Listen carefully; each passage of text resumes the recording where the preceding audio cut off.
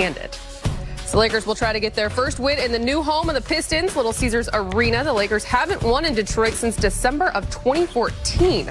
Tip-off here on Spectrum Sportsnet is at 5 o'clock. As we say hello and welcome to Access Sportsnet Lakers, brought to you by your Southern California Toyota dealers. I'm Allie Clifton, joined by the Hall of Famer, Big Game, James Worthy, 7-time champ, Big Shot, Robert Horry.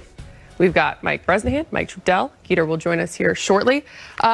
We also have some goodness, if you will, for this show coming up later. You know exactly what I'm talking about. It's kind of a surprise for you. A little TBT for this Thursday. You nervous? Yeah, because a surprise. You said it's going to be a surprise. He looking around like something going to drop out the sky. Yeah, man. It's all for it's good. All you. Yes, good fun for you. Let's do it. Yeah. That means ready. you all need to stick around. Let's We'll do get to it. that in a moment. That's what you call a TV tease. Some news for tonight's game, however. The Lakers announced that Anthony Davis will miss tonight's game with a right quad contusion.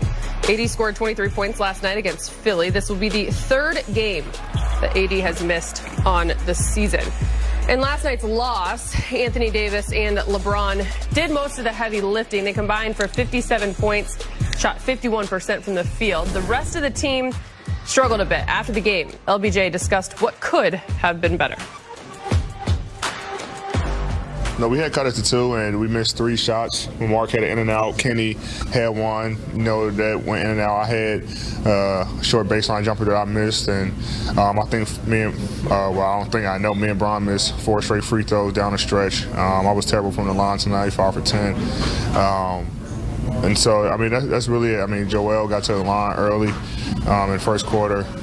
We gave him a 34-point quarter, first quarter, and kind of, slowed him down a little bit, for the next 3. But they had 21 points in a fast break category. And but other than that, I think for the most part, the game was pretty even. And, we gave ourselves a chance to win the game. Just needed one stop, Tobias made a tough shot, and the team is 9-1 at home, undefeated when Joel plays. So it was a good matchup for us, and a game we feel like we could have won.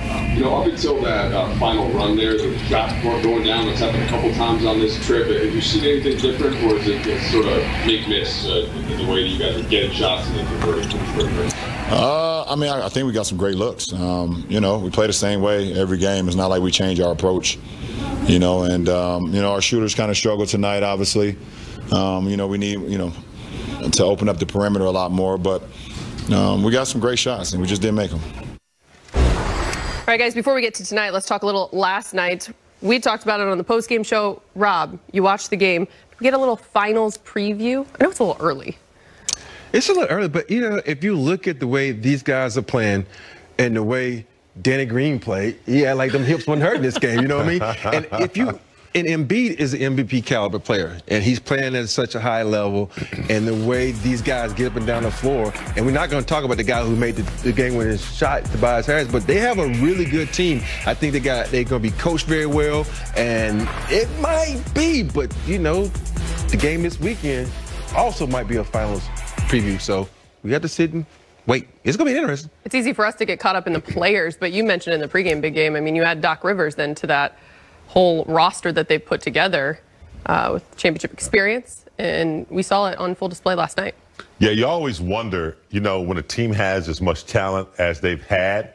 Some players have gone elsewhere, but they've always had some really good talent. You wonder why they just can't get over the hump. You bring in, a coach that's been there before, that's won a championship.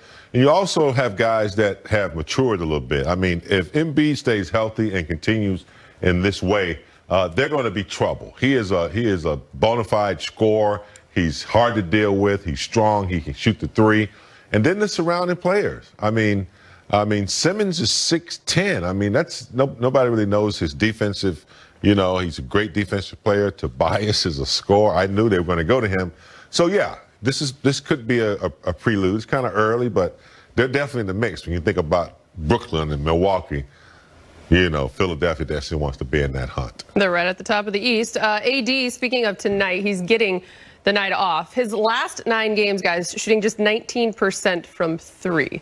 Rob, okay to take a night off in the midst of this road trip? I think so, because you have a team in the Detroit Pistons that is not that good. So if you want to take an opportunity to rest, this would be a good opportunity. And plus, AD is like one of these guys that bangs a lot. And so to me, I can tell when he's hurting because he kind of drifts to the outside and he stays away from the inside. Because when you're banged up, if you go inside, that's when you get banged up even more. So I feel like it was kind of a tell and tale where his jumper's going, where his free throws are going, that his body kind of needed a little rest. In big game, you don't want to take any team in the NBA for granted, but as Rob mentioned, the Pistons with just 4 wins, you think you rest AD tonight, that's 2 full days of rest before you go into Boston and face the Celtics on Saturday. And the Lakers made it very clear they would manage the minutes of their 2 stars and be patient with it. Yeah, sometimes who you play, works right into the formula you need to use on a road trip, or if you need to rest a player. This is perfect for AD. He's tried his best, with the exception of the games he has missed. They've tried to lower their minutes, but sometimes a player like him needs the rest. Rob mentioned he takes a lot of punishment down there in the paint. So yeah, this is a good time for him to take one. So Anthony Davis out tonight with a quad contusion. Leads us into a little Access 360 brought to you by Morongo Casino Resort and Spa. Good times. Good times. Rob, Lakers had some good and some bad down the stretch. We're going to focus on the good 13-0 run to get themselves back into it. Here goes the elevator. Rob has to go down. He has to go down on the elevator to get to the wall. You got to go to Rob's wall right here, baby. Even though they lost this game, you have some good moments in the game. Right here, you see defense, they D'ing up. And this is down the stretch when you have to play good team. Look at AD. Position right in. You get a help from Caruso, get a little hand in that, and they're off to the races. Here, you got to give it to AD. Nope, you're going to give it to Caruso because everybody thinks you can go to AD. They box him out. No box out right there. He flips it over to LeBron. This is the best pass that he might not get credit for. Over to the best shooting three-point guy in the land right there, Caruso, for 3 points. That's what you want to do. Good defense down there. Now here's a position for good offense right here. LeBron just waiting. Look at the coach mad because he thought he carried, but LeBron picked it up. Now you got 1, 2, 3, 4, 5 guys watching AD shoot, but nobody's boxing out. What do you have to do, James, in the games? You have to box out. The shortest man on the court goes in and tips it out. You can't have that happen. Now you get out here, you're going to pass around. Look, this guy ain't made a 3 all game, but when it's time to step up, Dennis the Menace steps up and knocks down the 3. You got to have that here on the inbound play. This is probably the best play of the night. After the timeout, you cannot draw it up any better than this. Look at LeBron, one of the best passers in the game, has it. He's waiting. This is the thing, everybody's spaced out. You got to have spacing in this game. Great pick by Dennis. Look at the curl by AD. Going to the hole. Only thing would have been better than that finger roll if he would have what, James? Stuck it. You got to stick it and make it. You got to put some emphasis on this. So right there down the stretch, you showed a championship caliber team. They took over when they needed to do, and they had some good moments. They just couldn't finish down the stretch when they shouldn't have switched that pick and roll at the end of the game. The fact that you go all the way back down is hilarious. The elevator. Your energy is what we talked about with the Lakers to get back in the game last night. Big game because Geet talked. It just seemed like they were fighting uphill until they were able to muster up that energy late. They could have still won. Yeah, they almost won the game. And I think that, there's no excuse for losing. But, Rob can attest. Sometimes you're in the middle of that road trip. We talked about this last night. It's game 4. Sometimes you just sluggish. You're traveling. You're in a hotel. You can't go for a walk. So sometimes you have to overcome that. And sometimes it shows up in a game sometimes. But I thought their fight to get back, especially Caruso, Schroeder down the stretch, some of the plays that they made to, prolong the game and keep them right there was nice to see. So, get a little rest, snap back. They don't want to lose 2 in a row. It's a tough road trip. Rob said it's a long one. Long. Think about this. I think a lot of people understand they're on a game. They're on a road for 8 games. Yeah. And they're in the middle. Days. And they're playing a really good team who wants to play them. So it's hard. You got to be mentally prepared. Their star. Yeah, they got to be mentally prepared. So I'm proud of the way they perform. All right, it's time to get you to Lakers reporter Mike Trudell, who joins us from down the hall. Lakers lost their first road game of the season. Mike, playing Detroit tonight. Lakers have lost 4 in a row in the Motor City. Yeah, interesting one there, isn't that, Ellie? And the thing about this one, with no Anthony Davis, so on the one hand, it's not ideal, just in the sense that they can't play their best lineups, which they didn't really get to until late in the game in the fourth quarter against Philly, which you guys just described. But it does give Frank Vogel the chance to extend the minutes for guys who have not been able to play enough because they're so deep on the bench. So this is kind of the tug of war that they've been having to go through, and just getting the roster ready, getting the lineups in accordance with each other as they go through the regular season, as opposed to just game planning to win one game. And so for tonight, let's start there with Frank Vogel as to what they can do without Anthony Davis. He's got a quad contusion, that had some swelling, and with back-to-back, we decided to hold him out. Guys, so you've used Morris in the starting lineup against Chicago, and then Kuz played the first game without him. How do you see just filling into that spot, Frank, and what's most important when AD doesn't play for the guys to collectively step up and do? Well, everybody's got to play their game. We're not, these guys can't come in and try to be Anthony Davis. They just got to impact the game the way they're capable of, whoever fills in. We're going to start Kuz tonight. But everybody, there's a lot of minutes there to go around. We'll see Taylor Horton-Tucker more in the lineup, and obviously Keith and Wes and those guys will get more run as well. So, but Kuz will get the start, and look forward to seeing what he can do. Frank, back-to-backs, the second game of back-to-back seemed to be a point of pride last year. I think you guys went 8-0 in those games before the bubble started. Just wondering what that is from a mentality standpoint, and how much LeBron, who kind of seemed to take that even personally to an extent, matters in situations like that.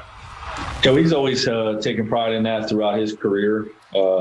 Just bring that extra energy on the second night. And, I think our guys follow suit. We have a lot of the younger players that I think will benefit from some added minutes with Anthony being out, and hopefully our group is mad enough about last night's loss that we bring the necessary energy to get a W tonight. Looking for a little more information on AD and the nature of that injury. Was that something that he suffered last night? And then as a follow-up, he's only played one of your 4 back-to-backs in both games, and I'm wondering, has that been a part of a longer-term strategy, or has it just so happened that he just hasn't been available for those particular games? Yeah, not part of the long-term strategy. He just got dinged up, around those games. And this happened, I believe, in the first quarter. I'm not sure exactly what play, but he came, he was hobbling for a few possessions, felt like he banged it, and then just played through the pain the rest of the night. And, obviously swelled up a little bit and had some discomfort this morning, so we decided to hold him out. Okay, guys, there's Frank Vogel. So you heard it, Kyle Kuzma in the starting lineup in his hometown of Detroit, or at least just outside of Detroit, where he's from, Flint. And then expect to see that 10-man rotation, Allie, with the second unit. You mentioned THT. You get some more minutes for Morris, some more for Caruso. A little bit more for everybody as they try to collectively round around AD here. You get time. You get time. You get time. Love it. Kuz getting the start back in his hometown.